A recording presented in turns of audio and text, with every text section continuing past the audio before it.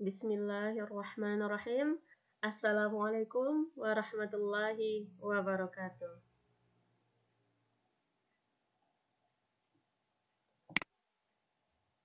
Anak-anak soleh dan soleha ustazah, apa kabarnya hari ini? Semoga anak-anak ustazah selalu diberikan kelimpahan rahmat, nikmat, serta kesehatan dari Allah Subhanahu wa Ta'ala.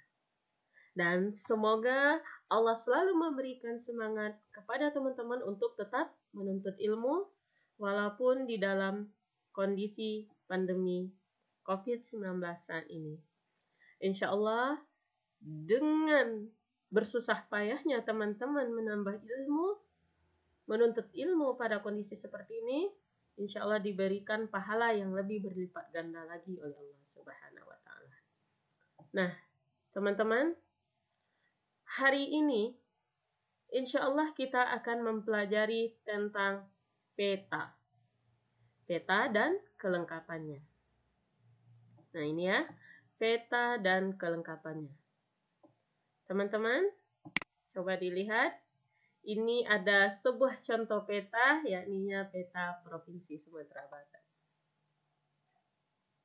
Teman-teman, ketika kita hendak mencapai suatu tujuan, ketika kita hendak mencapai suatu lokasi atau tempat, tentunya kita akan memerlukan yang namanya petunjuk arah. Nah, salah satu petunjuk arah yang bisa kita gunakan adalah sebuah peta. Nah, teman-teman, dengan adanya peta, insya Allah kita tidak akan tersesat dalam menempuh jalan yang kita tuju. Seperti halnya ketika kita ingin menuju ke surganya Allah, Allah juga berikan jalan atau petunjuknya. Nah, teman-teman. Nah, biasanya kita akan melihat peta ini bisa di sekolah dan bisa juga di perkantoran.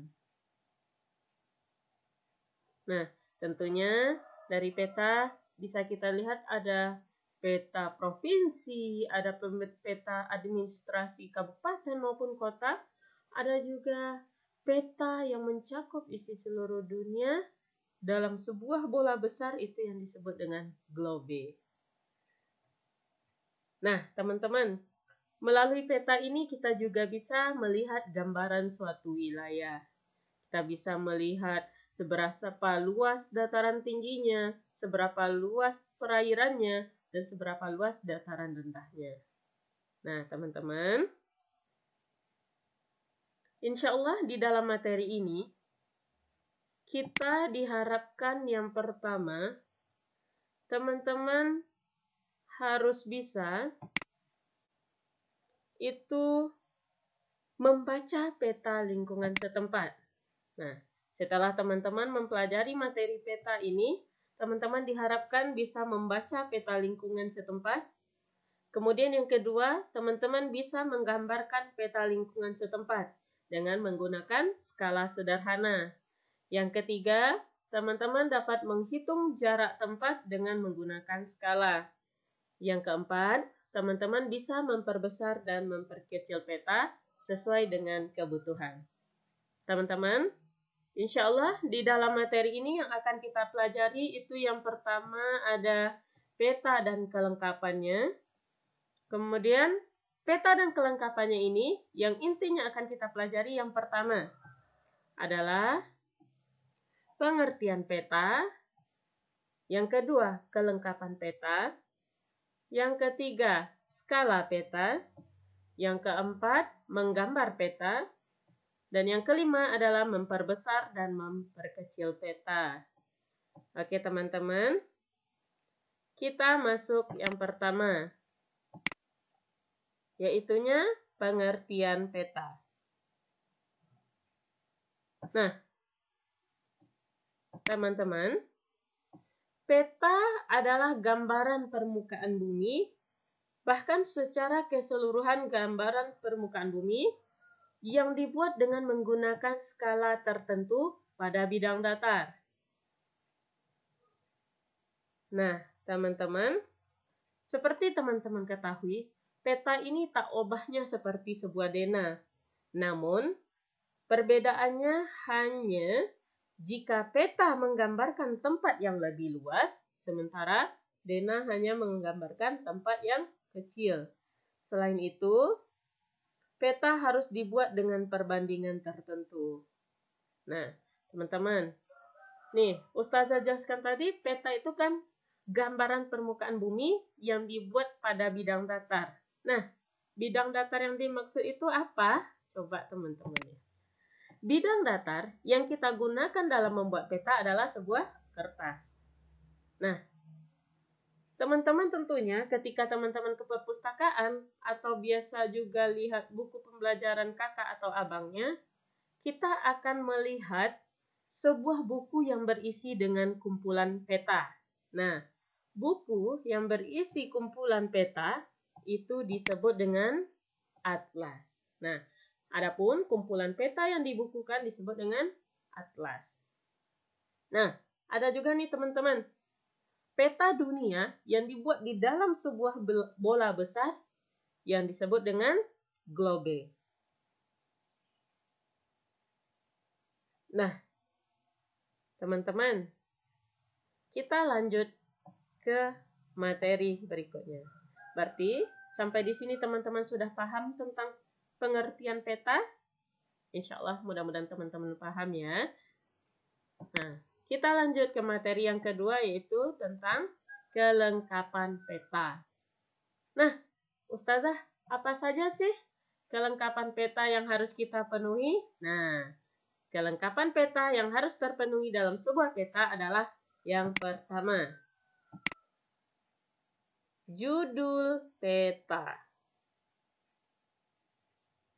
Nah, teman-teman, pasti ketika teman-teman melihat suatu peta, mata teman-teman pasti akan tertuju yang pertama itu ke bagian atas peta. Nah, di bagian atas peta itulah terdapat yang namanya judul peta. Nah, judul peta ini adalah identitas atau nama untuk menjelaskan isi atau gambaran suatu peta. Nah, judul peta ini biasanya terletak di bagian atas peta. Judul peta merupakan komponen yang sangat penting dari suatu peta agar kita mengetahui kejelasan dari isi peta tersebut. Biasanya dituliskan dengan huruf kapital. Nah, yang kedua, kelengkapan dari peta adalah skala. Nah, tentunya jika kita ingin membuat suatu peta, tentunya kita memerlukan yang namanya skala. Nah, skala ini juga merupakan suatu unsur yang sangat penting dalam sebuah peta. Teman-teman, skala adalah perbandingan jarak pada peta dengan keadaan yang sebenarnya. Nah, contohnya saja.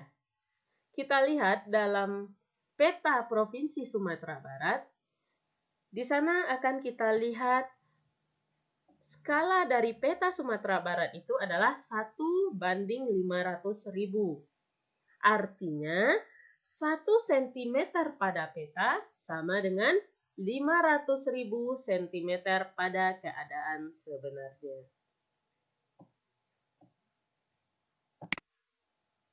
Selanjutnya, kelengkapan peta yang sangat penting adalah simbol peta. Nah, simbol peta ini merupakan lambang atau gambar yang menunjukkan objek alam atau buatan yang melambangkan penjelasan tertentu pada peta.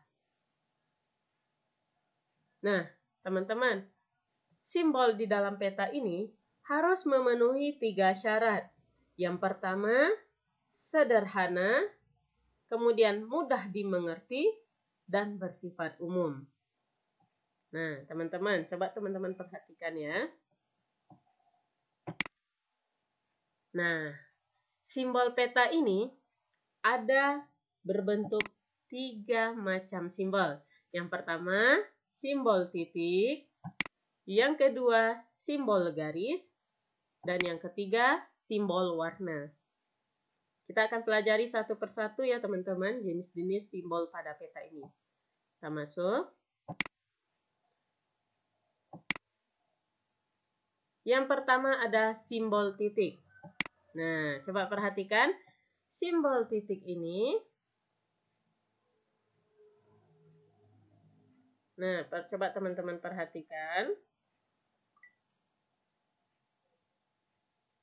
Nah, ada beberapa contoh simbol titik yang terdapat pada sebuah peta.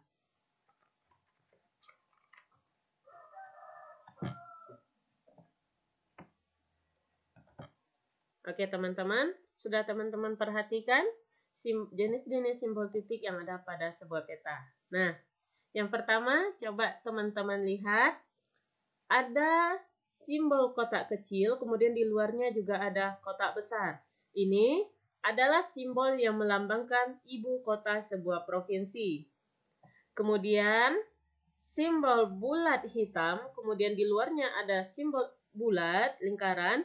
Ini melambangkan ibu kota kabupaten.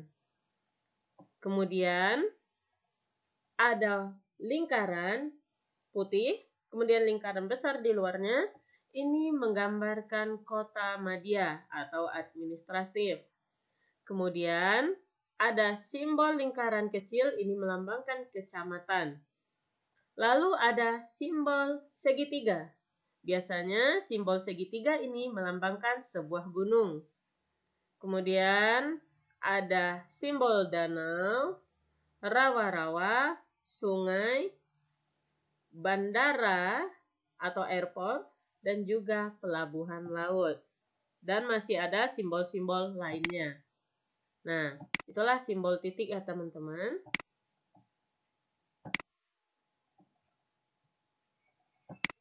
Nah, selanjutnya kita pelajari tentang simbol yang kedua adalah simbol garis. Nah, ini dia. Teman-teman bisa perhatikan. Ada sungai, jalan raya, jalan lain desa. Kemudian bisa kita lihat ini ada tanda plus, itu batas negara. Kemudian ada tanda tambah, kurang, tambah, kurang, tambah, kurang. Ini batas sebuah provinsi. Kemudian di bawah juga ada contoh simbol garis batas daerah.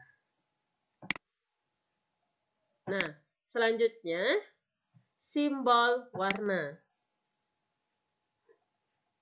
Teman-teman coba perhatikan. Di dalam peta, kita juga akan menemukan warna-warna tertentu pada peta. Nah, coba teman perhatikan. Di sini ada simbol berwarna hijau. Biasanya simbol berwarna hijau ini menggambarkan dataran rendah. Kemudian ada simbol berwarna kuning menggambarkan dataran tinggi. Kemudian simbol berwarna coklat menggambarkan sebuah pegunungan. Simbol berwarna putih menggambarkan puncak salju. Dan simbol berwarna biru menggambarkan perairan. Nah, biasanya simbol warna coklat ini dia akan ada tingkatan warnanya sesuai dengan ketinggian. Nah, kemudian simbol berwarna biru ini juga akan memiliki tingkat warna tertentu sesuai dengan kedalaman perairan tersebut. Sampai di sini teman-teman insya Allah paham ya. Kita lanjut. Nah, ini dia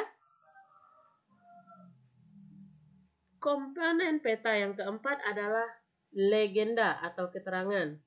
Nah, legenda ini berisi kumpulan dari beberapa simbol yang digunakan pada peta. Biasanya terletak pada bagian pojok kiri bawah peta. Nah, kemudian yang berikutnya ada komponen arah mata angin. Nah, komponen arah mata angin ini adalah petunjuk arah pada peta atau bisa juga petunjuk arah mata angin. Nah, biasanya coba teman-teman perhatikan. Mata angin pada peta biasanya berupa tanda panah yang menunjuk ke arah utara. Nah, di sini cuma saya jelaskan. Di sini langsung Ustazah ambil gambar arah mata angin secara lengkapnya. Nah, apa gunanya arah mata angin ini? Seperti kita ketahui, arah mata angin ini adalah petunjuk arah. Nah, gunanya adalah supaya ketika kita mencari arah suatu tempat, maka tidak terjadi kekeliruan. Nah, teman-teman, arah mata angin ini ada 8. Nah, namun secara umum yang akan kita pelajari ada 4. Yang pertama, arah utara, selatan, barat, timur. Nah, teman-teman bisa perhatikan secara simpelnya saja, sederhananya saja, supaya teman-teman lebih mudah mengerti. Jika kita lihat di dalam peta, maka bagian atas itu adalah arah utara. Kemudian bagian bawah itu adalah arah selatan. Sebelah kiri adalah bagian barat atau arah barat, dan sebelah kanan adalah bagian timur atau arah timur. Oke. Selanjutnya, yang keenam ada yang namanya indeks. Nah, indeks ini akan kita temukan pada atlas. Nah, indeks ini apa? Indeks adalah daftar nama pada atlas, disusun berdasarkan abjad. Nah, apa fungsinya indeks ini? Indeks ini berfungsi untuk memberi keterangan halaman, kode tempat, dan nama. Nah, contohnya begini ya teman-teman. Nah, misalnya Cirebon 25C4. Artinya, kota Cirebon itu berada di halaman 25. Kode C menunjukkan lokasi kota dari kiri ke kanan, dan kode 4 menunjukkan lokasi pada kota dari atas ke bawah. Nah, selanjutnya, coba teman-teman perhatikan. Tadi Ustazah juga sudah menjelaskan bagian-bagian atau komponen-komponen yang penting pada sebuah peta. Nah, coba teman-teman perhatikan. Ini ada sebuah peta. Sekarang kita akan menunjukkan komponen-komponen penting pada peta tersebut. Coba. Nah, perhatikan arah panahnya. Nah, arah panah yang pertama, seperti teman-teman ketahui tadi, adalah judul peta. Judul peta. Benar? Judul peta terdapat pada bagian atas peta menggunakan huruf kapital. Berikutnya, nah, ini adalah legenda. Legenda ini berisi kumpulan dari simbol. Nah, selanjutnya, nah, ini dia arah mata angin yang Ustazah ajarkan tadi, yaitu arah atas adalah utara, bawah adalah selatan, sebelah kiri adalah barat, dan sebelah kanan adalah arah timur. Selanjutnya, ada komponen. Nah, ini dia. Ini dia skala peta. Kita lihat, skala pada peta administrasi Kabupaten 50 kota adalah 1:450.000. Artinya, 1 cm pada peta berarti 450.000 cm pada keadaan sebenarnya. Sampai di sini, insya Allah peta ini akan mempermudah teman-teman di dalam memahami kelengkapan atau komponen-komponen yang terdapat dalam peta. Nah, selanjutnya yang akan kita pelajari adalah macam-macam skala pada peta. Nah, yang pertama ada skala angka. Nah, skala angka adalah perbandingan jarak pada peta dengan keadaan sebenarnya berupa angka. Nih contohnya. Nah, seperti yang kita pelajari tadi juga, pada peta tertulis skala 1/1.400.000. Artinya, 1 cm pada peta sama dengan 1.400.000 cm keadaan sebenarnya. Atau lebih kurang 14.000 kilometer. Nah, yang kedua ada skala garis. Skala garis ini apa? Skala garis adalah perbandingan jarak pada peta dengan keadaan sebenarnya berbentuk sebuah garis. Ini dia contohnya. Nah, kita perhatikan. Di setiap kota ini memiliki jarak-jarak tertentu. Nah, 0 cm jarak sebenarnya ini kan ada dua bagian. Bagian atas ini menunjukkan skala pada peta. Ya, ini adalah jarak pada peta. Sementara yang di bawah ini adalah perbandingan jarak sebenarnya. Nah, coba teman-teman perhatikan. 1 cm pada peta ini berarti memiliki jarak 5 km pada keadaan sebenarnya. Dan seterusnya. Nah, coba perhatikan. Nah, ini dia. 1 cm pada peta memiliki 5 km jarak sebenarnya. Nah, berikutnya nih, yang tak kalah pentingnya, menggambar peta. Nah, kalau teman-teman yang udah pernah melihat orang menggambar peta, maka akan tahu gimana sih teknik-teknik menggambar peta tersebut. Nah, yang perlu teman-teman ketahui, nah, peta dapat menggunakan dua cara di dalam menggambarnya. Dalam menggambar peta, kita bisa menggunakan dua cara. Nah, sebelum itu kita pelajari dulu ini ya. Sebuah seni, ilmu, dan teknik membuat peta itu disebut dengan kartografi. Oke, nah gimana sih cara membuat peta tadi, Zah? Nah, ini dia cara-cara yang akan kita pelajari dalam membuat peta. Yang pertama itu dengan menjiplak.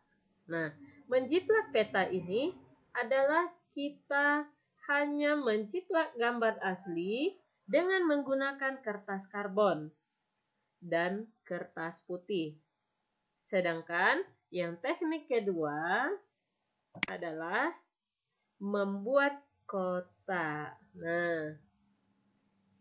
Nah, gimana sih, Zah, kalau cara membuat peta ini dengan membuat kotak? Kalau kita lihat dari menjiplak kan sederhana saja. Hanya dengan menggunakan kertas karbon yang diletakkan di bawah peta, kemudian kalau membuat menjiplak tadi, caranya sederhana saja. Kertas karbon diletakkan di bawah peta yang akan diciplak dan juga di bawahnya juga terdapat kertas putih.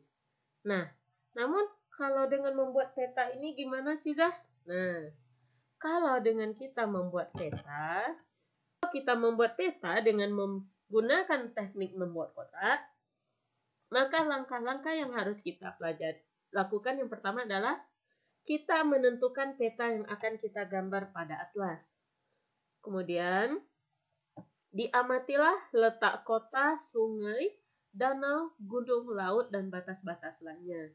Kemudian, kita membuat garis-garis melintang dan membujur pada gambar peta asli dengan menggunakan pensil atau dengan membuat kotak-kotak pada peta asli dengan menggunakan luas kotak panjang kali lebar sama dengan 1 kali 1 cm.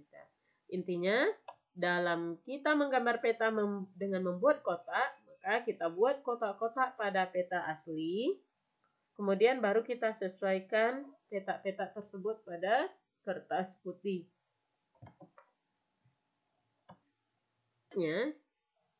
Kita pelajari yakninya memperbesar dan memperkecil peta. Ini gimana sih, Zah, memperbesar dan memperkecil peta? Nah, memperbesar dan memperkecil peta ini adalah membuat peta ini menjadi lebih besar ataupun lebih kecil dari peta aslinya. Tapi dengan menggunakan perbandingan tertentu. Nah, dengan menggunakan perbandingan tertentu. Nah, coba teman-teman perhatikan ya. Ini adalah contoh memperbesar dan memperkecil peta. Nah, coba lihat. Ini ada sebuah peta Bali dari ukuran 4 cm kali 4 cm. Kemudian kita perbesar menjadi 8 cm kali 8 cm. Atau sebaliknya, dari peta yang berukuran 8 cm dikali 8 cm, kita perkecil ke ukuran 4 cm kali 4 cm. Yaitu, udah paham teman-teman, cara kita memperbesar dan memperkecil peta. Yakni dengan menggunakan perbandingan tertentu. Selanjutnya, nah, yang tak kalah penting, sebagaimana Ustazah sebutkan tadi di tujuan pembelajaran kita, adalah membaca peta. Nah, diharapkan teman-teman ketika selesai belajar tentang peta dan kelengkapannya ini, teman-teman bisa membaca peta sederhana. Nah, coba kita lihat. Nah, di sini ada sebuah peta sederhana yang Ustazah gambarkan itu sebagai peta 1. Nah, di peta 1 ini ada bagian A, bagian B, bagian C, dan bagian D. Teman-teman, nah, seperti teman-teman ketahui, di dalam sebuah peta tentu ada yang namanya arah mata angin. Nah, tadi sudah saya jelaskan juga, arah utara itu ditunjukkan oleh bagian atas, bagian bawah menunjukkan arah selatan, bagian kiri menunjukkan arah barat, dan bagian timur ditunjukkan oleh arah kanan. Nah, sekarang coba teman-teman perhatikan, coba kita baca nih peta 1 ini. Nah, coba bagian utara itu ditunjukkan oleh huruf C. Ini dia. Bagian utara ditunjukkan oleh huruf C. Kemudian bagian timur ditunjukkan oleh huruf B. Bagian selatan ditunjukkan oleh huruf D. Dan bagian barat ditunjukkan oleh huruf A. Kita sesuaikan dengan arah mata angin kita. Pas. Utara C. Timur B. Selatan D. Dan barat huruf A. Oke, teman-teman. Sampai di situ saja materi kita tentang peta dan kelengkapannya. Dan ini kita hanya mempelajari secara sederhana saja, supaya teman-teman bisa lebih memahami bagaimana cara membaca peta, kemudian apa saja komponen-komponen yang penting di dalam peta. Nah, itu teman-teman. Setelah mempelajari materi ini, Ustazah harapkan teman-teman bisa mengerjakan latihan berikut ini. Nah, latihan ini bisa teman-teman kerjakan nanti di buku tulisnya. Kemudian setelah teman-teman mengerjakannya, teman-teman boleh kirimkan foto hasil latihannya secara japri kepada Ustazah. Sekian dulu teman-teman. Semoga apa yang Ustazah sampaikan bermanfaat bagi teman-teman dan bisa menambah ilmu serta wawasannya. Jika ada yang tidak dipahami, teman-teman bisa langsung menanyakan kepada Ustazah. Sekian teman-teman. Wabillahi taufiq wal hidayah. Wassalamualaikum warahmatullahi wabarakatuh.